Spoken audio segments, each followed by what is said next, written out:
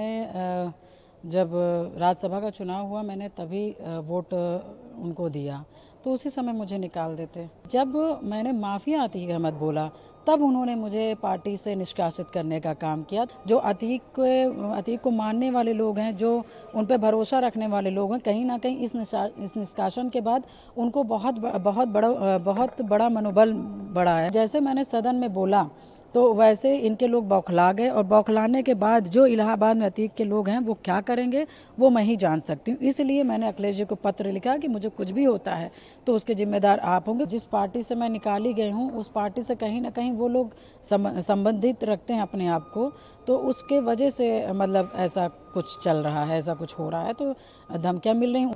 ये बात समझ में नहीं आती है कि कोई मुख्यमंत्री से मिले और उसको जान का खतरा दूसरे दल के नेता से हो।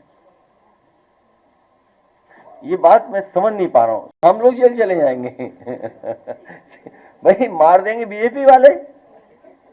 इसकी जांच हो कि आखिरकार कौन ऐसे लोग हैं, कौन ऐसे संगठन के लोग हैं जो किसी की जान ले सकते हैं, जिस किसी को खतरा है किसी से। इसकी सरकार जांच करे, और हम उत्तर प्रदेश की सरकार पर भरोसा नहीं कर सकते। इसीलिए ये पत्र हम लोगों ने दिल्ली की सरकार को, गृह मंत्री जी को लिखा है। हमें उम्मीद है वहां से न्याय मिलेगा हम लोगों को, यहां से तो उम्मीद नहीं है। और फिर कितने वर्षों हमारे साथ थे, तब खतरा था ही नहीं किसी को। आपकी आवाज को सुनने आ रही है प्रभात खबर इलेक्शन एक्सप्रेस। देखते रहिए प्रभात खबर इलेक्शन एक्सप्रेस। मैंने लेटर को बहुत सोच विचार करने के बाद लिखा, क्योंकि पहली बात तो जैसे इनको पता था कि मैंने जब राज्यसभा का चुनाव हुआ मैंने तभी वोट उनको दिया, तो उसी समय मुझे निकाल देते।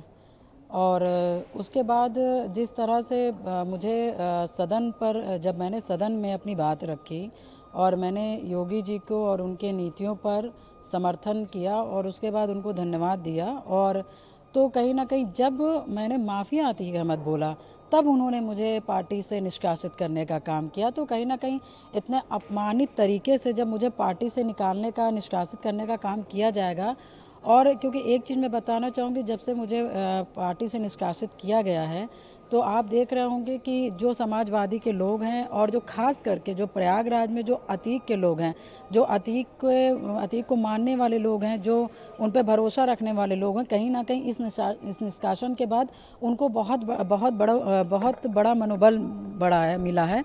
तो मैं इस वजह से, क्योंकि उनके जिस तरह से मेरे बारे में टिप्पणी करना, अभद्र टिप्पणी करना, और मुझे सूचना भी मिल रही, जिस तरह जानकारी मिल रहा है कि उनको एक बहुत बड़ा ताकत मिल गया कि पूजा पाल अब समाजवादी से हटा दी गई है, अब ये हम लोगों की पार्टी है। अब हम लोग जिस तरह से चाहेंगे, जिस तरह से रहेंगे, जिस तरह से हम रहेंगे, हम रह सकते हैं और इनको चोट पहुंचा सकते हैं।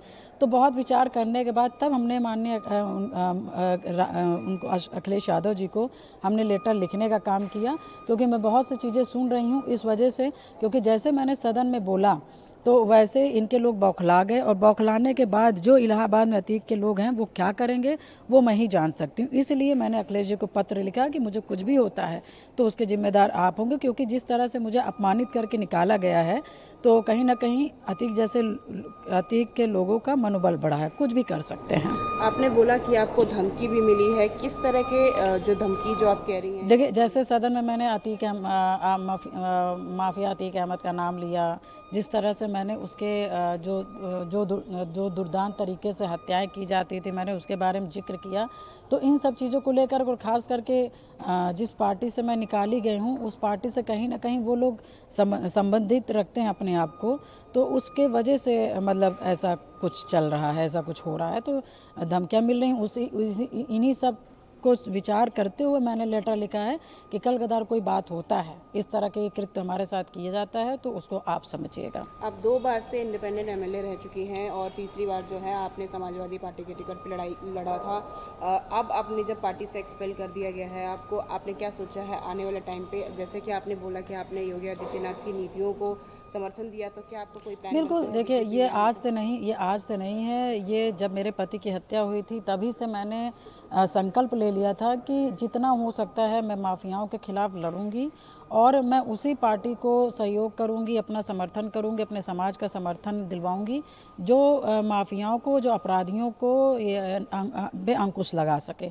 और शुरू से मेरी नीति यही रही है और इन सब नीतियों को देखते हुए कहीं ना कहीं मैंने काम भी किया है और आगे भी काम इसी पे करूंगी और अपनी जनता का और अपने पाल समाज के जो हमारे साथी सहयोगी हैं, हमारे भाई बंधु हैं, पिता तुल्य बुजुर्ग हैं, मैं उन्हीं की सेवा करना चाहूँगी, उन्हीं की सेवा कर रही हूँ क्योंकि मेरे दुख सुख में, मेरे तकलीफ में, मेरे संघर्षों में मेरा समाज खड़ा रहा है, मेरी जनता खड़ी रही है।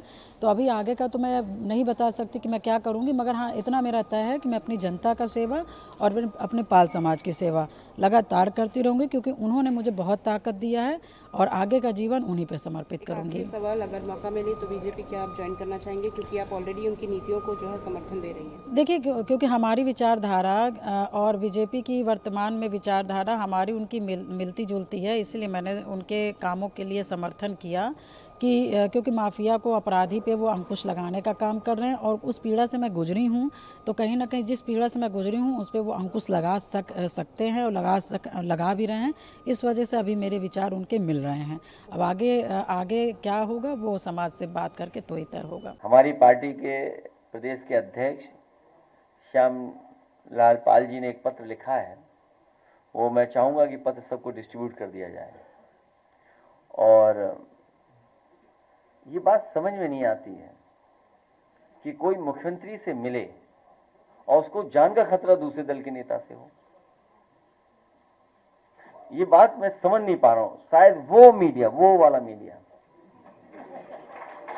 मुझे शायद समझा पाई ये बात। अरे भाई यहां हम लोग जेल चले जाएंगे भाई मार देंगे बीजेपी वाले। हालांकि नहीं बोलना चाहिए हमें ये बात, लेकिन अगर कोई ऐसी बात है किसी के मन में कि किसी से खतरा है, तो हम समाजवादी पार्टी के लोग, हालांकि पत्र में वही बात है कि इसकी जांच हो कि आखिरकार कौन ऐसे लोग हैं, कौन ऐसे संगठन के लोग हैं जो किसी की जान ले सकते हैं, जिस किसी को खतरा है किसी से। इसकी सरकार जांच करे और हम उत्तर प्रदेश की सरकार पर भरोसा नहीं कर सकते। इसीलिए ये पत्र हम लोगों ने दिल्ली की सरकार को, गृह मंत्री जी को लिखा है। हमें उम्मीद है वहां से न्याय मिलेगा हम लोगों को, यहां से तो उम्मीद नहीं है। और फिर कितने वर्षों हमारे साथ थे, तब खतरा था ही नहीं किसी को।